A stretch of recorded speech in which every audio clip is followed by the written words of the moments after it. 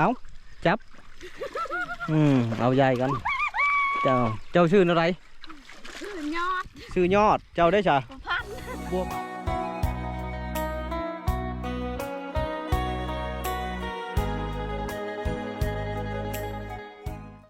เอากราบตักทายแล้วก็สบายดีมาทุกคนนะคนยินดีเข้าสู่ซ่องบ้านน้ำเงินวิถีชาวบ้านจะเก่าจะเดิมทุกคนเลยตอนนี้กำลังอยู่บ้านนาลายเมืองพลันไซแขวงสวรรณเขตนะเอากับถือว่ามาภาคเซ่เบื้องนี้ทุกคนเลยบ้านนาลายมี2บ้านนะคันชิลายไปแล้วมาก็มี2-3บ้านคนละเฮาคันชิพาทุกคนมาเบิ่งภาคเซ่เบื้องนี้เป็นบ้านใหญ่ทุกคนเลยบ้านใหญ่ก็ถือว่าเป็นบ้านเก่าบ้านแก่แล้วทุกคนเลยเฮาคันชิพาทุกคนมาเบิ่งวิถีการเป็นอยู่ของชาวบ้านเพิ่นเมื่อช้าก็ถือว่าหมู่บ้านในอยู่เรียบแคมเซ่ได้เซ่ตัวนี้เป็นเซ่ซับซอยทุกคนเลยชาวบ้านเพิ่นก็ชีอาบน้ำประชาเต็มอยู่ในนะอาบน้ำเซ่สบายดีอ้ายอาบน้ำบ่ลงไปอาบน้ำบ่เจ้าพี่ทุกคนเลยชาวบ้านเพิ่นก็ชีลงไปนี่แหละนี่ลงไปอาบน้ำได้ตัวนี้ก็ต้นสวยๆนะนี่เลยอาบน้ำเซ่หลายคนเลยทุกคนเลยแซวอยู่นี่เด็กหน่อยผู้ใหญ่ประชาเต็มไปตัวนี้เลยเป็นขัวอูทุกคนเลยขัวอูคนก็ใช้ชีวิตนี่แหละถือว่าเป็นดังสายเลือดนะอาบน้ำเย็นบ่เย็นสบายเช้าหน้าพี่ทุกคนเลยมันก็คักดอกอาบน้ำมันที่นอกโอเคกระมุนเนี่ยบ่ไหนผู้เช้ามันบ่อยู่นี่ครับเด้เย็ดแล้วเนาะเปล่าทุกคนบ่เบิ่งผู้เช้าอาบน้ำทุกคนเลย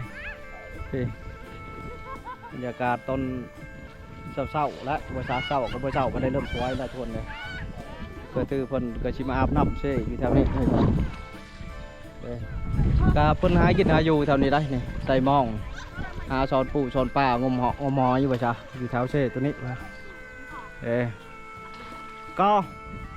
ย่านบ่ลูกบ่หรือน้องอย่าบ่ลูกย่านว่าเว้ยเราตอบขักเดี๋ยวอันนี้ทางผู้บ่าวพลลงอาบน้ำพระเจ้ากันช่วยนายชื่อมักผู้สาวอยู่นี่บ่มักเห็นเจ้านางอยู่ทั้งก็เยอะได้ยากนะเด้ซักเครื่องพอบ่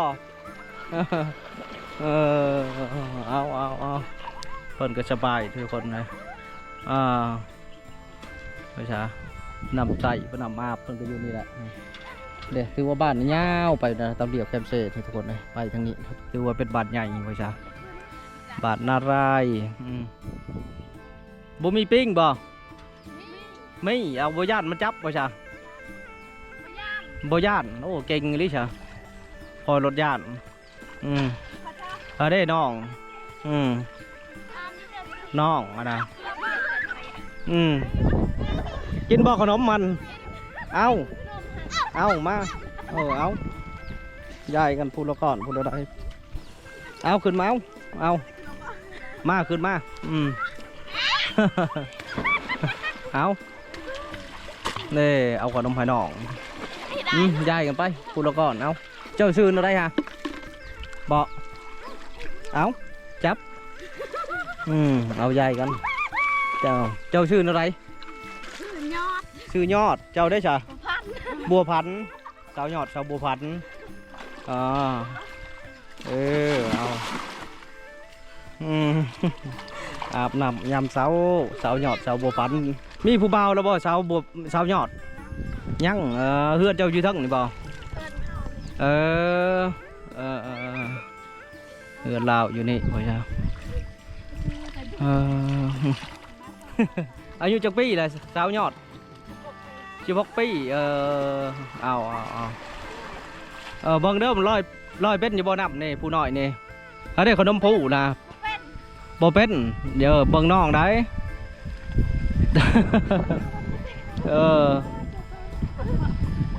จู้บ่บ่นี่เมื่อเนาะหนาวแล้วบ่นี่หนาวแล้วสิแงดเจ้อนั่งตะบนสิแงดผัวอะเด้ทุกคนเอาน้องว่าซะเอาไปก่อนเด้อโอ้ครับเอาไปก่อนไปสิพาทุกคนหาเลาะต่อทุกคนเลยคนละชื่อขึ้นไปอีกคนละให้ทุกคนได้เบิ่งนะเอาเขาพาทุกคนเลาะต่อทุกคนเลยหลังจากเบิ่งน้องๆเพิ่นอาบน้ำอยู่เช่ก็ถือว่าเป็นบรรยากาศนะตามชนบทเราประมาณแบบนี้แหละเพื่อนบ้านต้นเผาหลายทุกคนเลยเนื่องจากว่าเป็นบ้านเก่าบ้านแก่ถือว่าต้นไม้กินหมากหลายเพื่อน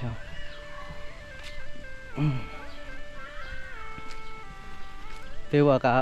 อยากเงียบกันได้ก็มีอยู่คนอยู่กันสบายดีพ่อเท่าไม่เท่าเห็นยังอยู่อยู่พกพรบริษัทม่องบ่นี่บริษัทม่องบ่ยันบ่สิไม่ยังอะไรกินข้าวได้ผักเชียนโดยกระเพาะแล้วชำนี้แล้วอาหารหวานเอาอยู่ในน้ำกินแต่น้ำมันเชื่อตอนมันมาไม่อยู่ไกลเช่ยืนเนาะคือว่าแล้วใครจะกินก็คือเฉพาะได้กินอยู่ดอกเนาะเพราะว่าบ้านไก่เชนมันก็ได้อยู่ไก่ดงมีเฮือนอยู่แม่เขาเจ้าแม่นี่ดิบ้านดงบ้านป่าบ่มีเฮือนอยู่เห็นหลายอยู่อันนี้เจ้าทึกเอาวันนี้ก็ชิพาทุกคนหาดอกทุกคนเลยบังในต้นเผามีแต่ต้นใหญ่ๆเลย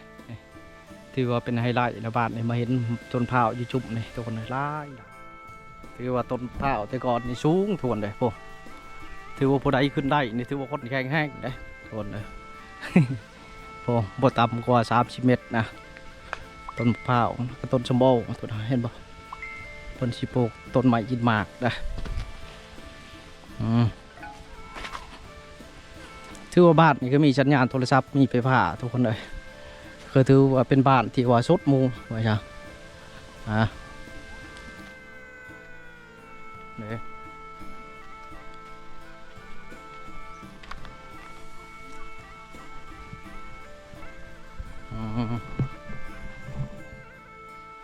คนก็ชีนอนพักผ่อนสบายดีนอนพักผ่อนบ่สบายดีนอนกอมลูกบ่เนี่ยนอนกอมลูกผัวไปทางไหนตีไข่นะลูกไข่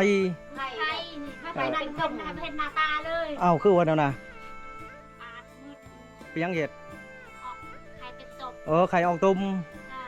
ดดหรือเปล่าแล้วยังบ่ดีอยู่นั่งก็หาย2-3 มื้อกำลังดีอยู่พี่ชามีแต่อาบน้ำส้มแล้วเนาะ น้ำส้มน้ำผาดแล้วพี่ชาตัวนี้ทำอาบต้มน้อย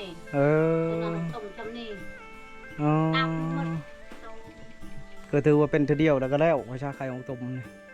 คือชีบ่เป็นลายเถื่อดอกบ้านนั่นเองเดือนอภิหาไข่ของตุ่มมัดมีออกต้มมีแต่ไข่ออกต้มขันไข่เนาะไข่ตายโผล่ยังกันยังผู้ใต้ก็ไม่อีกบ่ตายได้2-3 มื้อตาย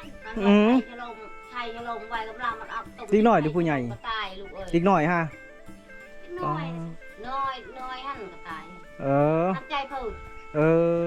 เด็กกระบาบเนาะเป็นต้มใส่ลมมาได้ใส่แล้วมันฮ้อนไปใจไม่ได้แพทย์ว่ามาให้ชายฉลมท่านมาชักหันเขาให้ชักให้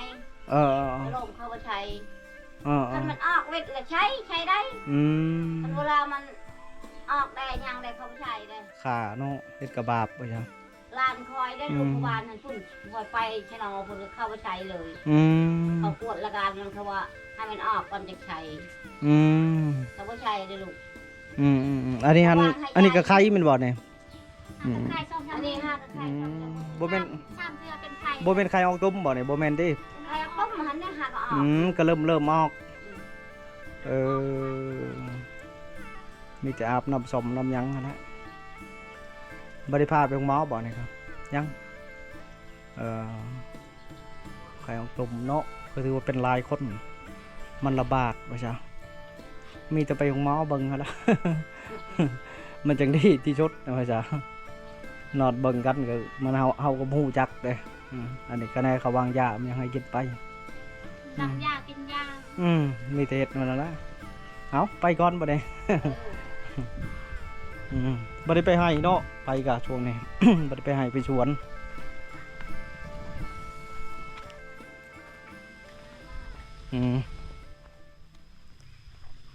เอาก็ถือว่าช่วงนี้ไปก็เป็นไข่ทุกคนเลยหลังจากคนตกใหม่มานี่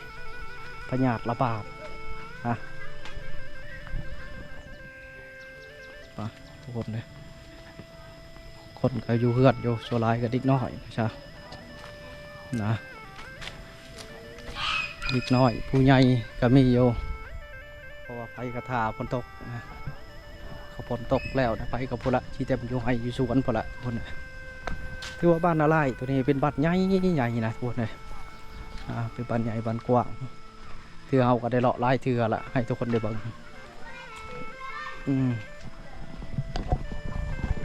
ถือเรือนสามลาย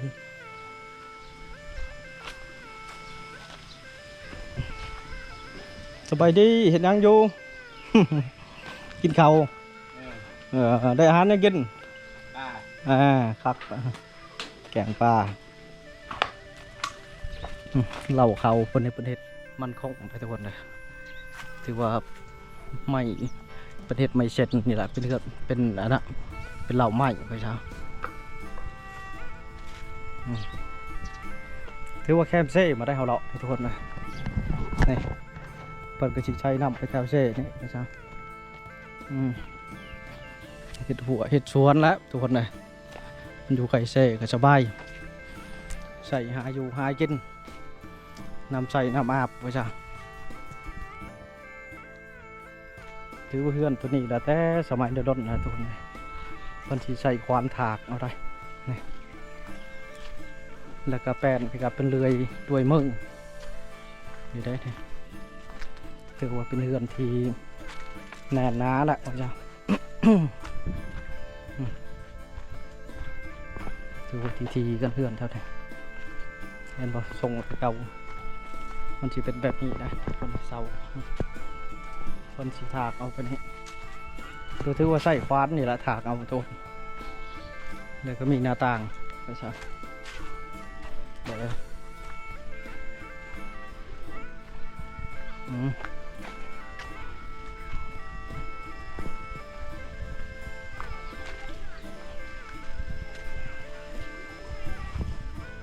ห็ดยังอยู่อ้ำต่างรถ เห็ดยังอยู่กินเกมอ๋อ ถือว่าเวลาบางๆของน้องๆนะจ๊ะอันนี้ก็เล่าเข้าที่ทุกคนนะเห็ดกินเบี้ยงไปเท่า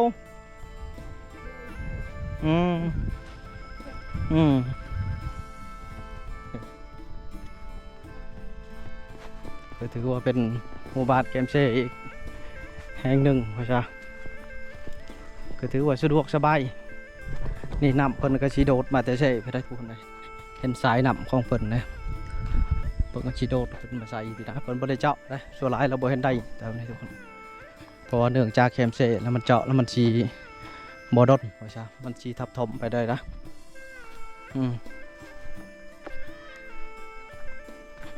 มีแต่สวนของเขาเจ้าทุกคนนะแล้วมีแต่พุ่นขี้งัวขี้ควายเจ้าในพวกสัตว์เลี้ยงพลาย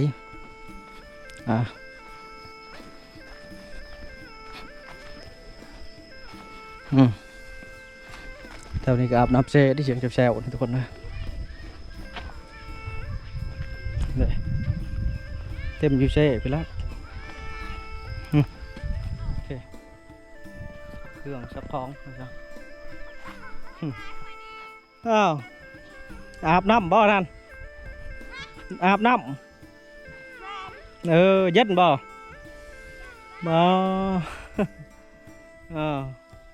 ผู้สาวหน่อยอาบน้ เบิ่งลงไปเบิ่งก่อน เบิ่งมาจีไทยเบิ่งผู้สาวอาบน้ำก่อนฮะเอาให้แล้วบ้าน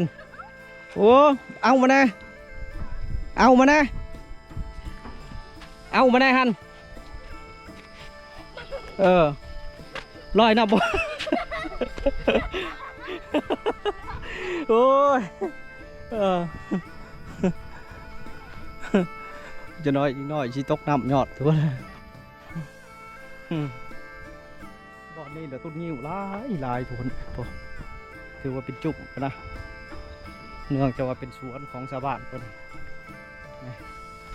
ก็ถือว่าได้ลายเติบได้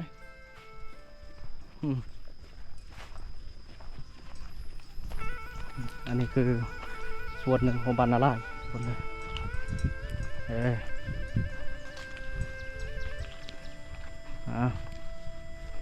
เอาชีเลาะไปวันนี้แหละให้ทุกคนได้เบิ่งจ้าอันนี้เป็นพืชทุกคนเลยคนชีมาแต่ให้ที่สวนแล้วคนก็ชีมากองไว้นะคนก็ชีไว้ดังแมนยังห้ำมานะมะกุ้ง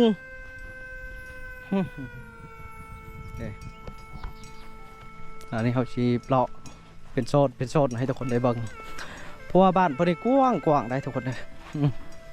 เป็นบ้านกว้างบ้านเก่าบ้านแก่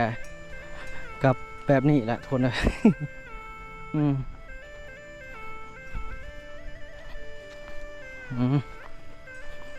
อันนี้ก็คืออันนี้ก็มีแต่ต้นไม้ทุกคนเลยต้นไม้กินหมากของชาวบ้านในต้นม่วงได้เลยนะ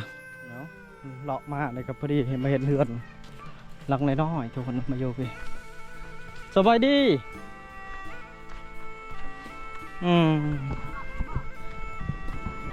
เอามาอยู่พี่หรือเปล่านี่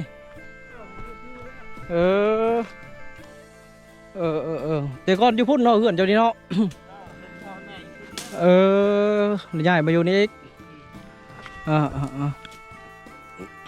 อยู่นั่นพัดบ่อยู่บ่อยเป็นอะไรว่ายันผิดกับที่เขาเนาะว่าง่ายๆจะผิดกับพี่เขาเจ้าก็มาอยู่นี่แล้วเนาะดีหรือบ่อยว่าโชว์ช่วงก่อนนะพอไปเก่าเราไปบ่ได้ยุบบ่ได้